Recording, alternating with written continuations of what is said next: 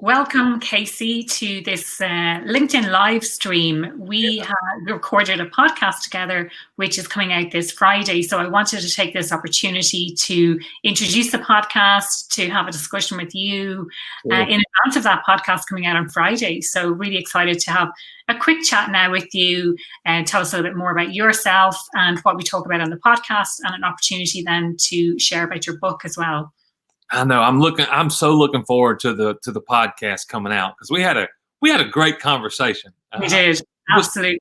The time I was telling somebody else the other day about just the whole time you and I were talking, I just felt like some really good stuff came out. Some stuff that can really add value if you're somebody who, wants to be able to manage or steer yourself well. I think this would be really helpful. Brilliant. It's great. Yeah, really looking forward to it coming out myself. Do you want to tell people a little bit about your background? Yeah, sure. I've been in risk management for about 12 years, insurance, and then been doing that for about 12 years. And about 4 years ago, my brother and I actually started a construction company together. We were real creative with the name. It's Ryals Brothers. That's our last.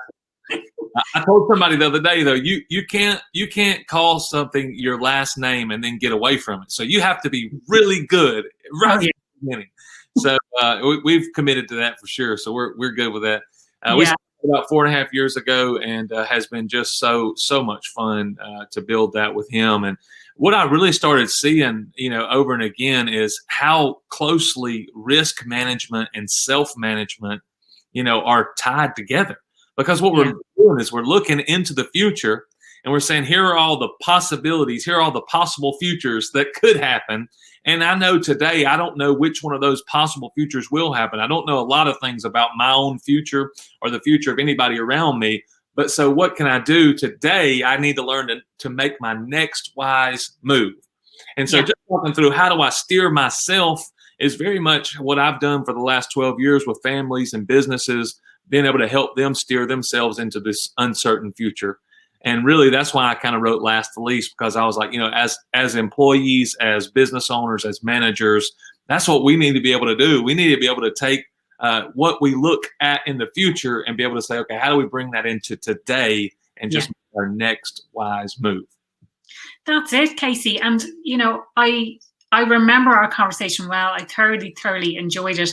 And one of the things that you had said at that time was that no one's really teaching this. It's the kind of stuff that you think, like, why did no one tell me about this before? It seems very obvious, but actually no one is really talking about it. No one's teaching other people how to do it.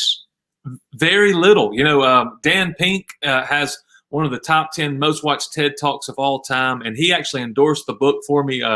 So he actually wrote about Last to Least, my book. He said, self-management is important, perhaps more important than management itself. And he said, this book, Last to Least, will help you make your next wise move. Right. But that's what I started to realize is, even though it could be, according to Dan Pink, it could be even more important than learning management skills themselves, these self-management skills, because every leadership book I've ever read says you can't learn to lead others until you first learn to lead yourself. Yeah. Nobody, like you said, nobody lays out, okay, well, if that's the case, if I don't know how to lead me, then, how do I go about doing it? And I think I've noticed that a lot of times what organizations will do, instead of taking the time to learn this, how do we teach people to manage themselves, they just really spend a lot of time and energy of going to find the people who already know how to manage themselves and try to bring them into the organization. And that's one play. That's a wise move. Yeah. But what I've realized is, if you can teach people how to manage themselves, you don't have to go out and look for leaders. You can actually create leaders in your own organization. So I think it's incredibly valuable. And I like you said, I don't know why we haven't been talking about this more, over the past few years.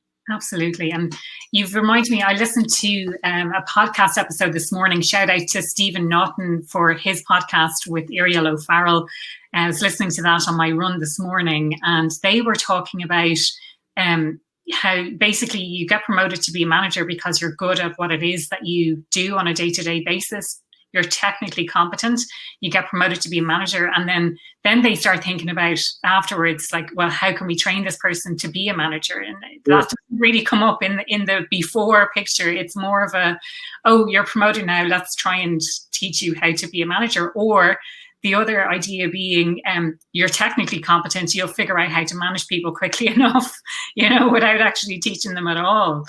So, some interesting insights on that. Absolutely happens all the time. And that, that becomes the reason that we need these kind of frameworks for self-management, because a lot of times, in organizations that I've been involved with before, if you ask some of the top producers, what do you do differently than, the next person, the next girl, the next guy, how are you different? They don't know. That's just the way to them. So to be able to turn around and help somebody else see, okay, here's how I manage me. They do it in very simplistic terms. Well, I just do it. I just get it done. And it's like, that's not helpful unless somebody's wired like you to just get it done. You have to be able to take, and I do think that is one of my theories as to why we don't talk about self-management as much, because a lot of times people don't take the time to think about what's, they're not as nerdy as me to go and tweeze through, how do you think about, this situation, and how do you think about this situation? And I love having those conversations with people who are high producers and people who are not high producers, to be able to see, I've spent a lot of time over the last 5 years in writing this book, trying to see how, what's the difference in the way people lead themselves. There are a lot of different options, really. Yeah. Think about it. There's a lot of different ways to lead yourself. Now, I present what I have found is the most effective option in last to least. But at the same time, there's a lot of options out there. And I do think that's why we have spent less time on it, because a lot of those people who are top producers, a lot of people who are just doing it, they don't know that there's any other way out there. They just think everybody must be doing it. And it's absolutely not.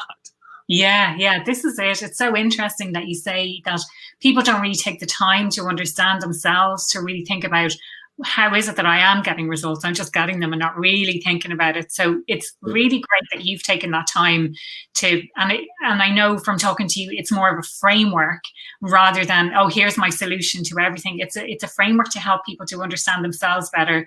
And for me, the key to leadership, and, going back to what we had spoken about earlier, it's this idea of self-awareness. So being aware of yourself in order to lead others, I think is important. But I think it's really important, tying everything together, like to really have self-awareness to lead yourself better as well. Yeah, you said what you just said. It's kind of a framework. And what I started to realize too is, I started out, I told you this, I actually went to medical school before I told you I'm smarter than I look. But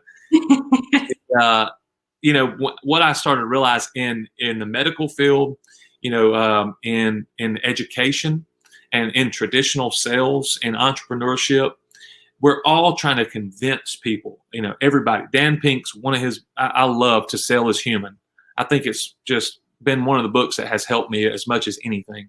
But in that book, that's what he talked about, how each of us are trying to persuade people in different ways, but we all were trying to be persuasive. And I when I was thinking through, my book, Last to Least, I wanted to create something that everybody in all those disciplines can use, education, the medical field, traditional sales, new business owners, how there's a common thread in self-leadership and self-management that can be used across all these things.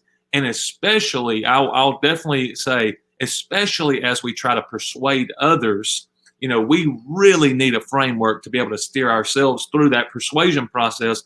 Because a lot of us, I've said, it's like a lot of us naturally pull back. If we get some pushback, any kind of persuasion, there's going to be objections that come our way. And so a lot of us, I've said, it's like a hot plate. Such a hot plate, some of us are going to just touch it and just immediately jerk back. Yeah. And some of us may touch it. Those high producers I was talking about, they may touch it and just kind of leave their hand there for a little bit. They don't jerk back so easily. So, a lot of us, we can learn how to, better steer ourselves when we're touching that hot plate. We don't just react all of a sudden. Yeah. We learn those behaviors, even if it's not our natural way, and we can become really persuasive. We can become, think about a physician who is incredibly persuasive in primary care. I mean, think about all the things they could have, their patients could avoid in the future if they're very persuasive on the front side in primary care of saying, we need to make sure diet and exercise is correct. Yeah. If those patients believe their practitioner, if the practitioner is very persuasive, think about how many things in the future they could just completely avoid. So we all need to become persuasive. And in doing so, I think the best way to do that is to be able to learn to lead me through that persuasion process very well. Absolutely. Yeah, I love that. And before we wrap it up, do you want to talk to us about the view that you have out? So if anyone watches the podcast episode on YouTube, they'll be able to see the lovely view that Casey had in his background when we recorded it. And you're looking out at that view at the moment. I'm looking at the lake right now. There's somebody right next door. I was going to sit out there again, but there's somebody right next door right now, and they're trying to do some renovations. So you would hear a lot of construction noise going on, or I'd be out there so you could see it again. But yeah, now I'm looking at the view. It's a kind of a where we live. It's kind of a part of the lake that's really smooth, and so I love walking out on this deck and being able to look at it. It helps me. It's like C.S. Lewis said, we don't just want to observe nature. We want to be a part of it. Sometimes there's this thing about it. We want it to draw us in. Yeah.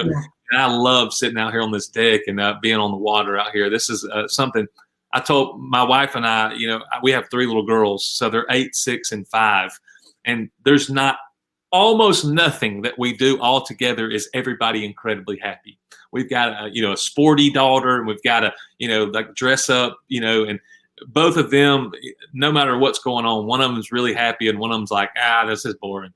But when we're on the water out here, everybody is happy. So that's why we're drawn kind of this way. But yeah, it's very beautiful. Love that. Brilliant.